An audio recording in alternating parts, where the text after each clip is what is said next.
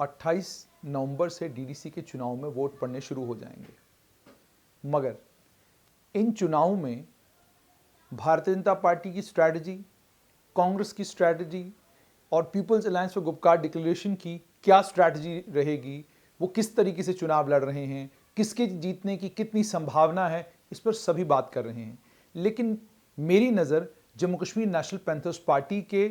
नेताओं के ऊपर है। Jammu Kashmir National Panthers party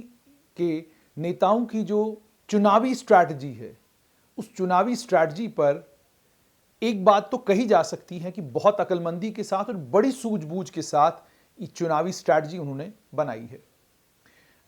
एक सबसे बड़ी बात ये कि उधमपुर में Jammu Kashmir National Panthers Party के नेता बलवंत सिंह मनकोटिया जिस तरीके से कैंपेन करते नजर आ रहे हैं,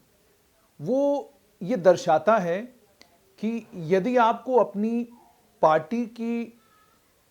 ताकत के ऊपर पूरा यकीन हो, अपने पार्टी के कार्यकर्ताओं पर पूरा विश्वास हो, तो आप कितनी भी ताकतवर पार्टी हो उसका मुकाबला कर सकते हैं।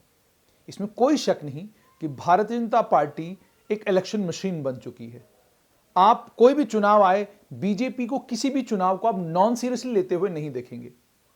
वो हैदराबाद के छोटे मोटे चुनाव हो, वहां पर भी दिग्गज नेता जो हैं वो चुनावी जनसभाओं को संबोधित कर रहे हैं। जम्मू कश्मीर के डीडीसी के चुनाव हो, आप इनमें भी देख रहे हैं सैयद शाहनवाज हुसैन, मुख्तार अब्बास नकवी, अनुराग ठाकुर, ये यहां पर पहुंचे हुए हैं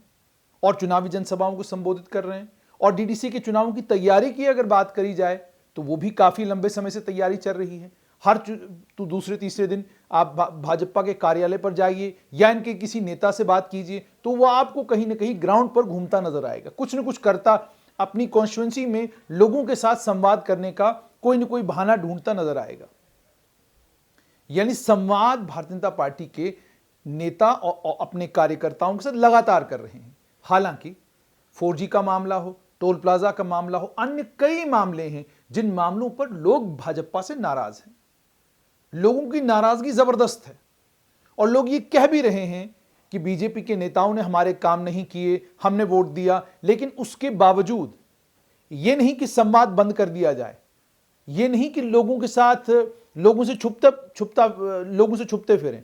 बल्कि लोगों के साथ संवाद पार्टी का जारी है। अब इस संवाद के नतीजे क्या निकलेंगे वो डीडीसी चुनाव के जब नतीजे आएंगे तो पता चलेगा, लेकिन ग्राउंड पर कार्यकर्ता काम कर रहा है। ये तो बीजेपी है, लेकिन Jammu Kashmir National Panthers Party के बलवंत सिंह मनकोटिया जिस तरीके से उधमपुर में कैंपेन कर रहे हैं और जो बातें वो कर रहे हैं और जिस तरीके से वो जनसभाओं को संबोधित कर रहे हैं, उसमें जो कुछ वो कह रहे हैं वो ये दर्शाता है कि professor Bhim Singh, Jammu Kashmir National Panthers Party के जन्मदाता, जिनका साइकिल का निशान जब पहली बार मैंने देखा था तो वो साइकिल छोटा सा एक वो बैज मिलता था, हम भी वो बैज यहां पे पहना करते थे, छोटे छोटे बच्चे हुआ करते, हमें मालूम नहीं था कि ये क्या बैज है, मगर वो साइकिल वाला बैज हमें आज भी याद है। प्रोफेसर भीम सिंह, छोटी सी party Jammu Kashmir National Panthers Party, और इस Jammu Kashmir National Panthers Party के बलवंत सिंह मनकोटिया जनसभाओं को संबोधित करते हुए क्या कह रहे हैं? वो कह रहे हैं कि क्या आप लोग मानते हैं कि बीजेपी के नेताओं ने आपका काम नहीं किया? लोग कहते हैं जी हां, हम मानते हैं। तो अगर ऐसा है तो आपको बताना पड़ेगा केंद्र को, आपको बताना पड़ेगा उनके संगठन को, और आपको बताना पड़ेगा प्रधानमंत्री को और केंद्र सरकार को कि आप इनसे नाराज हैं। अब नाराजगी का इजहार आप कैसे करेंगे? नाराजगी का इजहार आप ऐसे करेंगे कि आप उनको वोट जब नहीं देंगे, वो हार जाएंगे, तो वो आपके पास जरूर आएंगे कि भाई आपने हमें वोट क्यों नहीं दिया। तो आप तब जाकर उनको ये बताएंगे कि हम आपसे नाराज हैं, आपने हमसे वादे किए थे लेकिन आपने उनमें से कोई भी वादा जो है वो पूरा नहीं किया। चूंकि आपने हमारे वादे पूरे नहीं किए, जो वादे हमसे किए थे, इसलिए हम आपसे नाराज हैं, इसीलिए हमने आपको डीडीसी में वोट नहीं दिया। दूसरी बात ये कह रहे हैं कि आपको जब काम पड़ेगा तो काम के लिए आपको डीसी के दफ्तर में जाना है, एसएसपी ऑफिस में जाना है, तहसीलदार के दफ्तर में जाना है, तो वहां आपके साथ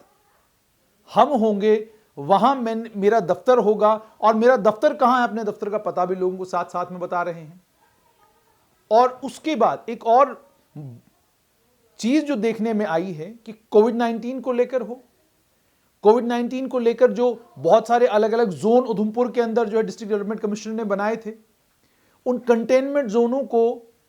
के बाहर जब तारे लगी तो बलवंत सिंह मनकोटिया मैदान में उतर आए, हंगामा किया उसके ऊपर भी, और सिर्फ हंगामा ही नहीं किया बल्कि भारतीय जनता पार्टी के नेताओं को टेलीविजन के ऊपर भी काउंटर किया, सोशल मीडिया के ऊपर भी काउंटर किया। ये भी बड़ी इफेक्टिव स्ट्रैटेजी नजर आ रही है। और सबसे ज्यादा इफेक्टिव ये कि सोशल मीडिया के ऊपर जिस तरीके से उनकी वीडियोज आ रही हैं, उनके नॉमिनेशन फॉर्म भरने की वीडियो, उसके बाद उनके चुनावी जनसभाओं को संबोधित करने की वीडियोस, और जिस तरह की वीडियो क्वालिटी है वो भी ये दर्शाती है कि तमाम चीजों पर सूझबूझ के साथ और सोच समझकर बलवंत सिंह मनकोटिया ने और Jammu Kashmir National Panthers party ने काम किया। एक और चीज जो देखने में, एक और चीज जो बहुत इंपॉर्टेंट है वो ये कि अपने लोगों की नब्ज को समझते हैं बलवंत सिंह मनकोटिया। देखिए, चुनाव के नतीजे डीडीसी के कल क्या होंगे वो बात की बात है। बहुत बड़ी पार्टी के साथ, विश्व की सबसे बड़ी पार्टी के साथ जम्मू कश्मीर की एक बिल्कुल छोटी सी पार्टी मुकाबला कर रही है। तो अगर उनके पास कोई बड़ी इफेक्टिव इलेक्टोरल स्ट्रैटेजी अभी तक है, क्यों है? क्योंकि ना वहां कांग्रेस नजर आ रही है जो देश का दूसरा सबसे बड़ा दल है, ना वहां नेशनल कॉन्फ्रेंस नजर आ रही है जो जम्मू कश्मीर की सबसे बड़ी रीजनल पार्टी है, और ना ही वहां पर कोई और पार्टी नजर आ रही है। किसी और पार्टी का कद इतना बड़ा नजर आ रहा है जितना बड़ा कद उधमपुर के अंदर Jammu Kashmir National Panthers party का इस समय सोशल मीडिया के ऊपर या ग्राउंड के ऊपर नजर आ रहा है। और एक और चीज जिसको यहां पर आपके साथ शेयर करना बहुत ज्यादा जरूरी है, जहां बड़े बड़े दिग्गजों को अब मैदान में उतारा है अलग अलग राजनीतिक दलों ने, वहां पर अभी तक Jammu Kashmir National Panthers party की तरफ से किसी बड़े नाम की घोषणा अभी तक नहीं हुई कि यह बड़ा नाम है जो पैंथर्स पार्टी की तरफ से डीडीसी के चुनाव में उतरेगा और डीडीसी के चुनाव लड़ेगा। इसका मतलब कार्यकर्ता को लेकर वो जो सीरियसनेस एक पार्टी के अंदर होनी चाहिए वो भी कहीं ना कहीं Jammu Kashmir National Panthers Party के अंदर नजर आती है। और अब सबसे बड़ी बात ये देखिए, एक छोटा सा दल, जिस दल को लेकर संभावनाएं बड़ी कम है कि उस दल को कभी इतना वोट जम्मू कश्मीर में मिलेगा कि यह दल अपनी सरकार बना पाएगा, इस दल के नेताओं ने इस चीज को सुनिश्चित किया है कि जो इनका वोट बैंक, चाहे वो उधमपुर में है, चाहे वो रामनगर में है, 2-3 कॉन्स्टिट्यूंसी में जहां जहां जिस जगह है, वो वोट बैंक कम से कम इनके साथ चलता रहे। वो कैसे चलता रहेगा, उसको कैसे ये गैल्वेनाइज कर रहे हैं और उस पार्टी कैडर को 24/7 किस तरीके से उसको मोमेंटम दे रहे हैं, ये तमाम चीजें हैं जिन तमाम चीजों को सराहना बहुत ज्यादा जरूरी है।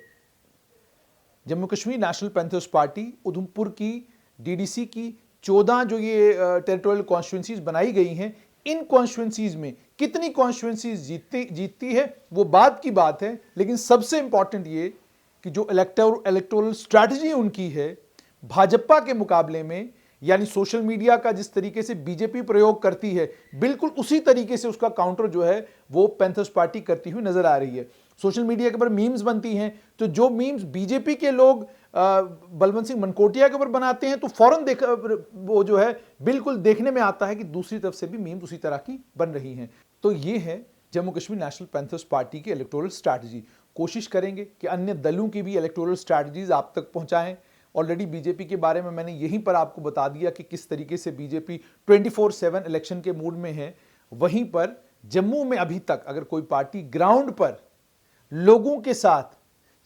संपर्क साधते हुए और लोगों के साथ संवाद करते हुए बीजेपी के अलावा नजर आ रही है तो वो Jammu Kashmir National Panthers party है।